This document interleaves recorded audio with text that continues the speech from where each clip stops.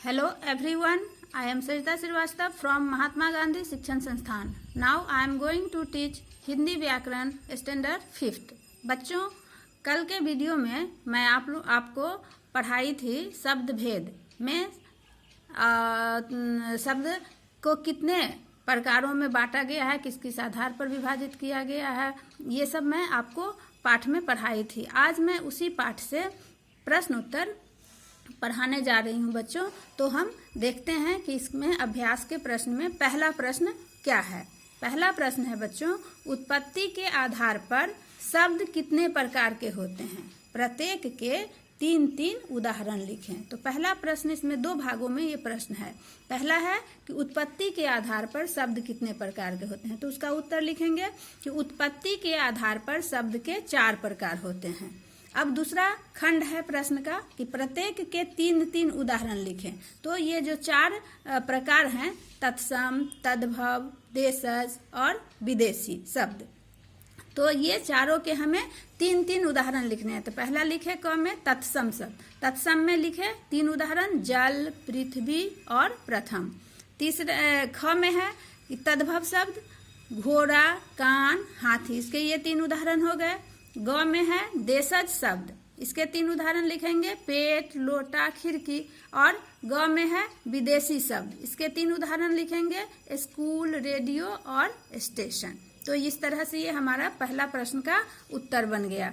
अब दूसरा प्रश्न है बच्चों, मिलान करो. यानी कि एक तरफ आपको शब्द दिए गए हैं कि शब्द, और दूसरी तरफ उसको परिभाषित किया गया है. तो इसको हमें मिलाना है कि यौगिक शब्द.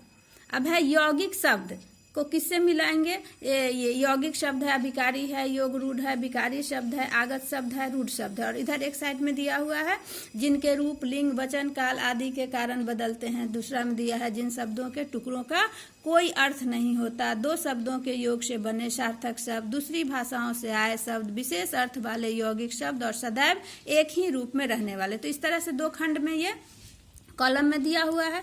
तो पहला यहाँ पर है यौगिक शब्द. तो यौगिक शब्द क्या होता है बच्चों. तो यौगिक शब्द में हम मिलान करेंगे इससे कि 2 शब्दों के योग से बने सार्थक शब्द यौगिक शब्द कहलाता है. तो यहाँ पर ये हम इसमें मिला दिए, यौगिक शब्द को यहाँ मिलाए कि 2 शब्दों के योग से बने सार्थक शब्द हो गया. अब है अविकारी शब्द. तो अविकारी शब्द को यहाँ से मिलाएं. क्या होता है, जिसका रूप नहीं बदलता है किसी भी तरह से. हम पढ़े थे, न लिंग में बदलेगा, न वचन के अनुसार बदलेगा, न कारक के अनुसार बदलेगा, न क्रिया के अनुसार बदलेगा. तो इसमें हम यहाँ अभिकारी शब्द को यहाँ लगाते हैं कि सदैव एक ही रूप में रहने वाले शब्द. अभिकारी शब्द किसको कहते हैं बच्चों, जो सदैव एक ही रूप में रहता है. तो एक सदैव एक ही रूप में रहने वाले शब्द में अभिकारी को मिला दिए. तीसरा है बच्चों योग रूढ़ शब्द. योग रूढ़ शब्द जो विशेष अर्थ वाले यौगिक शब्द होते हैं, विशेष अर्थ वाले यौगिक शब्द. उसके बाद है विकारी शब्द. तो विकारी शब्द में कि जिनके रूप, लिंग, वचन, काल आदि के कारण बदलते हैं, ऐसे शब्दों को विकारी शब्द कहा जाता है. तो इसे हम विकारी शब्द में लगा दिए कि विकारी शब्द के साथ इसका मिलान किए कि जिनके रूप, लिंग, वचन, काल आदि के कारण रूप बदल जाते हैं. अब है आगत शब्द. आगत का मतलब ही होता है कहीं से आया हुआ. तो आगत शब्द यानी कि दूसरी भाषाओं से आए शब्द. उसके बाद है रूढ़ शब्द. तो रूढ़ शब्द कि जिन शब्दों के टुकड़ों का कोई अर्थ नहीं होता है. कि रूढ़ शब्द किसे कहते हैं बच्चों, कि जिन शब्दों के टुकड़ों का कोई अर्थ नहीं होता है वो रूढ़ शब्द कहलाता है. तो ये रूढ़ शब्द के साथ हम जिन शब्दों के टुकड़ों का कोई अर्थ नहीं है मिला दिए. तो इस तरह से हमने मिलान करना बना लिया. तीसरा प्रश्न है बच्चों आपका कि निम्नलिखित शब्दों के तद्भव रूप लिखो. तत्सम शब्द ये दिया हुआ है, सूर्य, घोटक, प्रथम, घृत, वर्षा, दंत. ये तत्सम शब्द दिया हुआ है, इसके हमको तद्भव रूप लिखना है. तो सूर्य का सूरज, घोटक का घोड़ा, प्रथम पहला, घृत घी, वर्षा बरखा या बारिश भी लिख सकते हो, दंत दांत.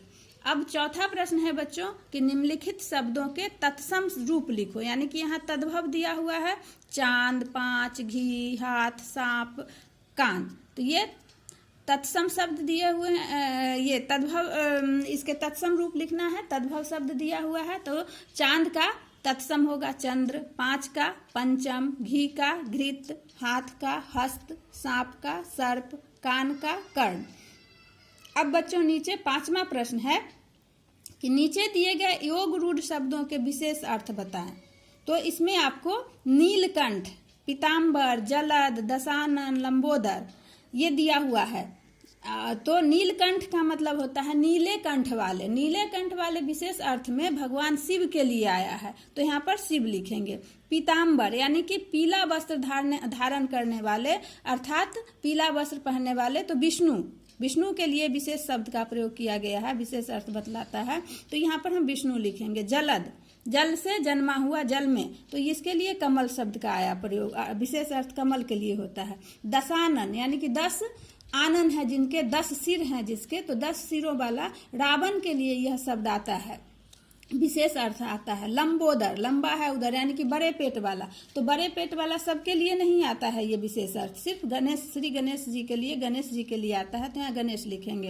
अब यहाँ पर जो एक प्रश्न है बच्चों, राष्ट्रपिता, ये गलत दिया हुआ है इस अभ्यास के, इस पुस्तक में ये राष्ट्रपिता जो है ये गलत है। राष्ट्रपिता यौगिक शब्द होता है, क्योंकि इसमें दोनों को जब अलग करेंगे, राष्ट्र और पिता, तो राष्ट्र मतलब देश होता है, पिता मतलब पितृ होता है, तो इन दोनों का अर्थ निकलता है, इसलिए ये योग रूढ़ शब्द का कोई विशेष अर्थ नहीं होता है, ये यौगिक शब्द है, इसलिए ये गलत है, इसलिए मैंने इसे नहीं बनाया है। ये आप भी नहीं बनाओगे बच्चों, मैं समझा दी हूँ कि ये राष्ट्रपिता जो है गलती से लिखा हुआ है, ये राष्ट्रपिता यौगिक शब्द होता है, इसलिए आप इसे सॉल्व नहीं करोगे, इसे नहीं बनाओगे, तो आप इस तरह से अपने अभ्यास पुस्तिका में इन सारे प्रश्नों को बना लोगे। धन्यवाद।